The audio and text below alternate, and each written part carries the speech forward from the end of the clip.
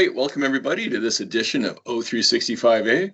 On today's podcast, we're going to be diving into one of the biggest shifts in Microsoft licensing landscape, the introduction of Microsoft 365 E7. So this new SKU is already sparkling conversations across IT, security, finance, and governance.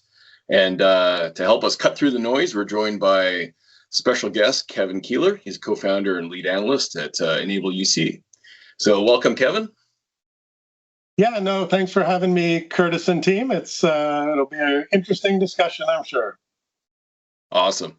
Well, Microsoft licensing, we could probably occupy an hour, but let's try to cut through the noise. So we have a big new license in the Microsoft E365 ecosystem, E7. So why don't you just give us a high-level intro on the big changes? Yeah, so what I think is I think this is a bold move by Microsoft. They're doubling down. In some ways they couldn't get people to necessarily step up to paying $30 more for the Microsoft 365 Copilot. They only got like 3.3% adoption of that. So let's make a more expensive SKU at approximately, basically $99 per user per month. All of these are in US dollars, just to keep things simple. So the E7 then is you get everything you get in the E5 plus Copilot, which separately would run you $30, plus the Entra suite, which lists at $12. But if you have an E5, you're technically supposed to get a bit of a discount. But that brings you to $99, and then they announced pricing for their Agent 365, which is price per user at $15 per user. So you're either at you're either getting that potentially for free, and then the base E5, which is like $57, but that's being increased to $60. So arguably you're saving $15 or $17, and you get all of those things. But let's be clear, it is not an all-inclusive SKU, because there is things that you might want, like end-to-end security or watermarking, and then you still got to step up for Teams Premium. So don't think that you're getting everything with E7. And then on top of that, which we can dive into, there is increasingly, as these agents and as we move into an agentic workforce, there is consumption billing. And depending on how you create an agent, your agent could get its own mailbox and its own OneDrive, but then it potentially needs its own E-Series licensing as well, right? So, and that's the high level. Let's dive in. Yeah, thanks, Kevin. Definitely interesting that that they're coming out with this new model. I have a couple of questions. The first one is, I know you kind of briefly touched on it, but I think. Well, I guess what I'm trying to understand is, what is Microsoft trying to solve with this E7 license for enterprises, right? Other than like a consolidation of, or maybe a reduction in money because of the, licensing add-ons that you have to put on and to get to an E7. Is there like anything that you can think of that they're trying to solve with this particular SKU?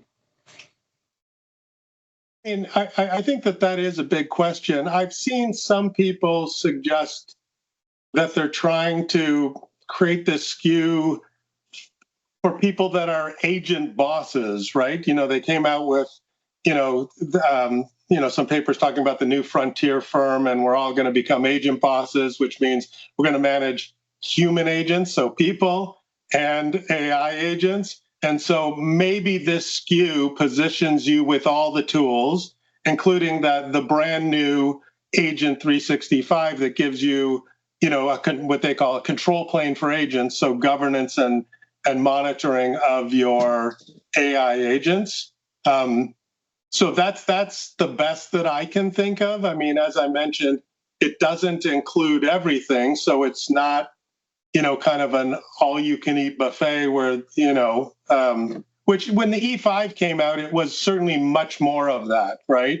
When you had the E5, you virtually had everything that most organizations would require. Thanks. And then just to quickly touch, I know that you sort of mentioned the identity and governance a little bit. Do you feel that the shift is more around, I guess nowadays because of AI and the agentic piece, is how organizations are going to manage their automation. Do you feel like that maybe it's kind of bringing that kind of like management of the agentic side a little bit more?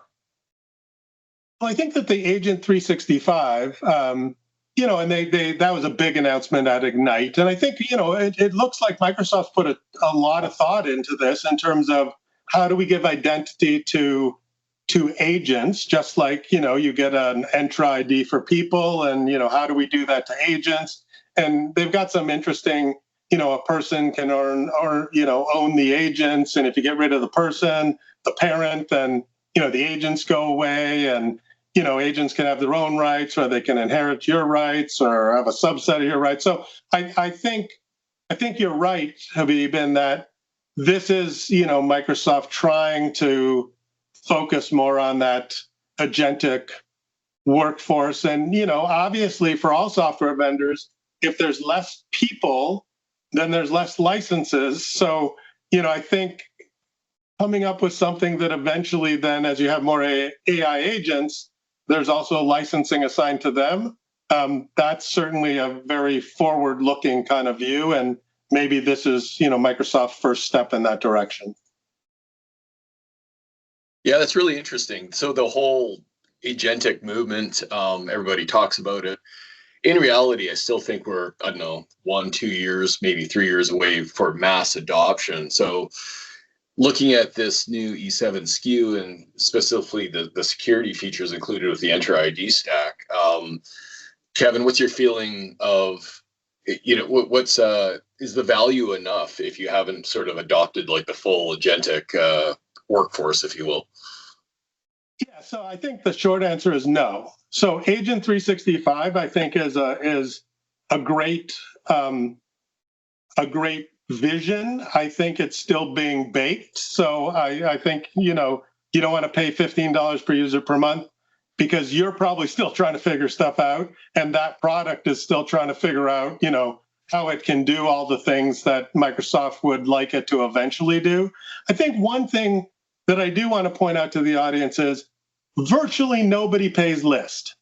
So even with Copilot, because they've had such dismal adoption, are typically 40 to 60% discounts. There's government programs that you pay zero if you have the G5 SKU, for Copilot for 12 months.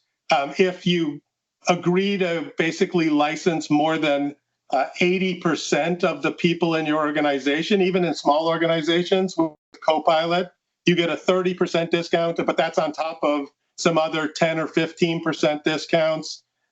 So I would say, if you're paying $99 for the E7, like, you're getting a really bad deal, because there are significant discounts on components of that, and specifically E5. And, Microsoft got rid of some of the tiered licensing, the volume discounts.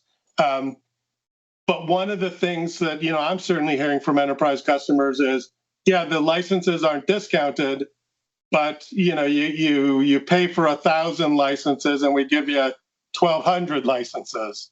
So you get free licenses as opposed to discounting. So I think, but back to the question, right now, no, that bundle is not worth $99 per user per month.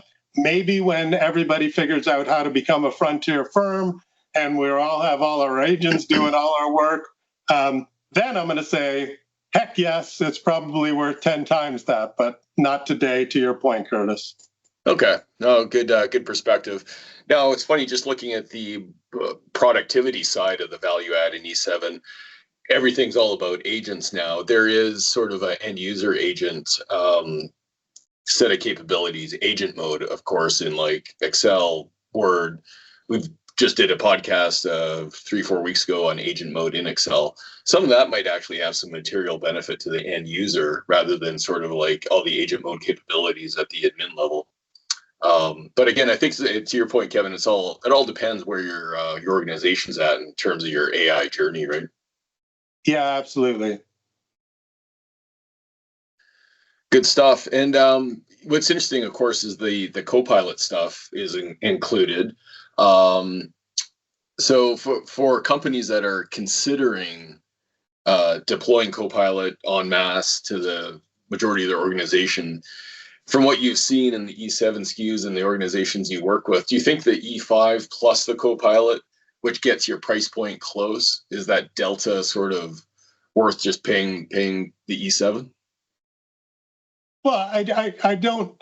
Yeah, I don't think yet, because like if you're a larger organization, whatever that increment is, you multiply it by 10,000, 100,000, those numbers get pretty scary pretty fast. And I think that's been the pushback on Copilot, right? Because let's face it. I mean, if you know how to use Copilot effectively, if it can be, put into and integrated into your workflows, it easily should be able to save you $30 in a month. The challenge has been people have used it and then they don't change their behavior. They try it and then they kind of forget to use it. And then, of course, it has, diminished value. So I think that, the next step, so once you trust that, then, to your point, Curtis, maybe in a year or two, or potentially longer for some organizations, once you trust AI assistants like Copilot, then you're going to move into that agentic thing where you're like, hey, that's okay, go work in the background and do things on my behalf. But I think, we're still seeing a long ramp. I just got back from Enterprise Connect. There was a lot of discussion, as around the return on investment in AI. And I left with this thought: no one really wants AI. Now, of course, what they want is they want the magic that they assume AI is going to bring. But for each person, that's different magic. It could be productivity, it could be efficiency, it could be it makes my life easier. And that's why I think it's so difficult, is that it could be revenue, it could be cost cutting. Everyone, when they say AI, it's code for whatever they think it's going to do, and different people have different opinions. And that's why we get people saying it's overhyped, or because they have different magic that they expect. And I think we're all still definitely learning and experimenting here.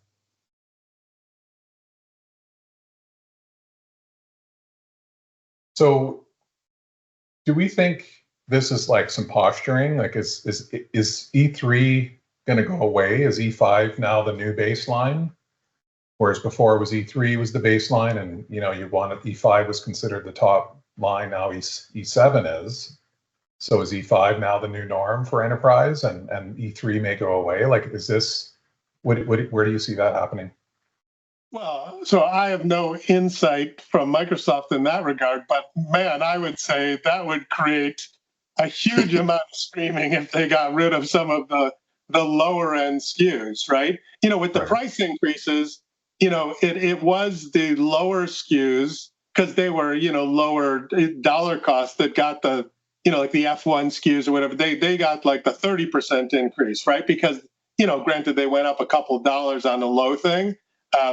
But yeah, if they got rid of, I can't see them getting rid of the E3, because there are a lot of organizations that I think are going to mix and match. And I think only a very few people in the short term are going to step up and both require and purchase the E7.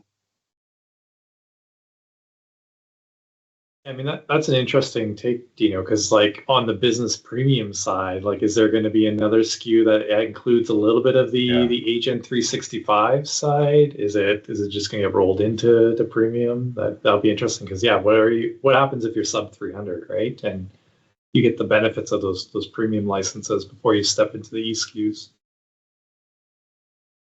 Yeah. I mean, for like my organization, we use the Entra suite because we use the global secure access, right? So the Entra private access, the Entra internet access. So that on top of Copilot and E5, we're getting a discount, and we get all the Agent 365 stuff kind of as a bonus. But I'm not sure how many organizations have also moved away from VPNs and fully into global secure access using Microsoft's tech. Once you start stacking some of the other technologies, this becomes quite a bit of a value. But this may be like Microsoft funding initiatives for the next fiscal of like trying to get organizations to deploy, some of these new features that they get if they move into the E7 SKUs. Yeah, I mean, I think you bring up a good point. Like, if like your organization, like if you use most of the capabilities, it's these bundles have always been good. It's like the E5. Like people's like, oh my gosh, the E5 is so expensive compared to the E3 or what have you. But that's because if you took a poll, I mean, most people don't even know all the tools inside the E5. They might go out and they would buy a survey tool, even though Microsoft Forms is part of it, right? So it's like these are great bundles if you can leverage all of the capabilities.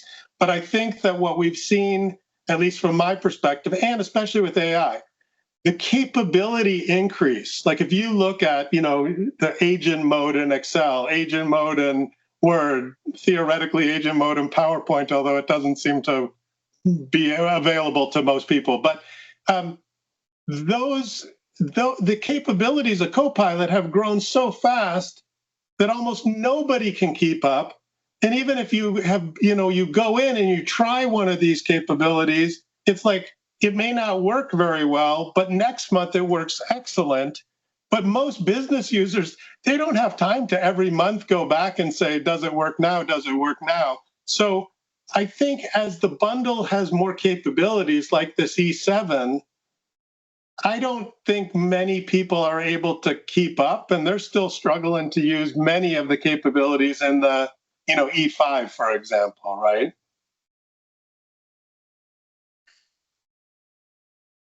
One thing I was hoping that was going to get pulled into the E7 was the pay-as-you-go calling plan. I thought like, hey, this would just drive agent and voice and communications.